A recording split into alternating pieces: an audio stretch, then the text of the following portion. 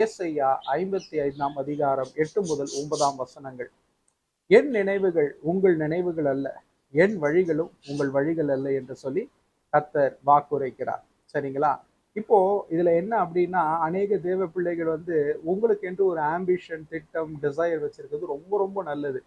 சரிங்களா? நம்மளுடைய முன்னாள் ஜனாதிபதி அப்துல் கலாம் ஐயா அவர்களே இளைஞர்கள் எல்லாம் கனவு காண வேண்டும் என்று சொல்லியிருக்கிறார். நீங்கள் என்னவாக நீங்கள் ஆக விரும்புகிறீங்க, என்ன உங்களுடைய ஆம்பிஷன், அதை பற்றியாய் நீங்கள் கனவு காண வேண்டும் என்று சொல்லியிருக்கிறார். அப்படி நம்மளுக்குள்ளாக ஒரு ஆம்பிஷன், ஒரு டிசைர் இருப்பது என்னைக்குமே தப்பு கிடையாது. ஆனால் அவைகள் கர்த்தருடைய வழிகள் படியாய் நாம் விட்டு கொடுக்க வேண்டும். கர்த்தருடைய சித்தப்படியாய் நாம் விட்டு கொடுக்க வேண்டும். சரிங்களா? இப்போ நான் சொல்றேன் கேளுங்க. ஒரு முக்கியமான காரியத்தை உங்களோட பகிர்ந்து கொள்ளுகிறேன்.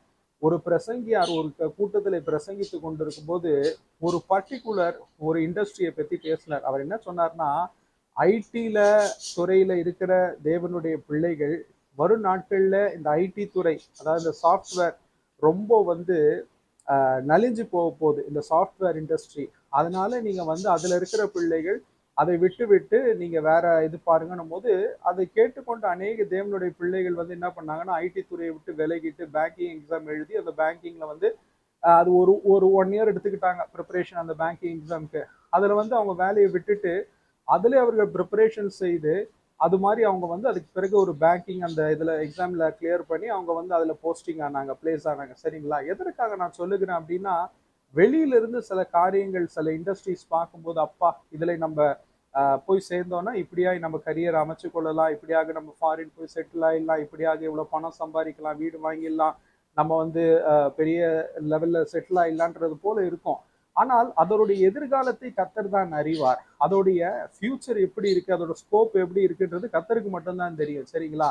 நம்ம வெளியில இருந்து பார்ப்பதற்கு, அதாவது சொல்லுவாங்க, don't judge a book by its cover அப்படின்னு சொல்லுவாங்க.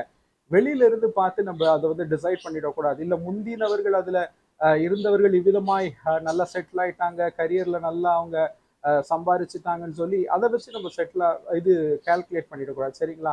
அது போல தேவ பிள்ளைகளே, நீங்கள் படிப்பின் காரியமா இருந்தாலும் சரி, இல்ல நீங்க உங்களுடைய வேலை காரியமா இருந்தாலும், பிசினஸ் காரியமா இருந்தாலும், இல்ல உங்க திருமண காரியம்னு வச்சுக்கலாமே, இருந்தாலும் நீங்க உங்களுக்கு எது சில வகையறா வைத்திருப்பாங்க. அலையன்ஸ் பார்க்கும்போது, எனக்கு ஃபாரின்ல ஒர்க் பண்ற மாப்பிள்ளை தான் வேணும், எனக்கு இப்படியாக படிச்ச ஒரு பெண் தான் வேணும், எனக்கு வருங்காலத்து மனைவியா இருக்கிறவளுக்கு இப்படிப்பட்ட கேரக்டரிஸ்டிக்ஸ், ஆட்ரிபியூட்ஸ் இருக்கணும்னு சொல்லிட்டு அவைகளெல்லாம் நீங்கள் டிசைர் பண்றது, வாஞ்சிக்கிறது நல்லதா இருந்தாலும், கர்த்தருடைய வழிகளின்படி அவைகளை விட்டு கொடுப்பது, அவருடைய சித்தத்தின்படியாய் காரியங்களை கைக்கொள்வதே நலமாய் இருக்கும் என்று சொல்லி கர்த்தர் வாக்குரைக்கிறார்.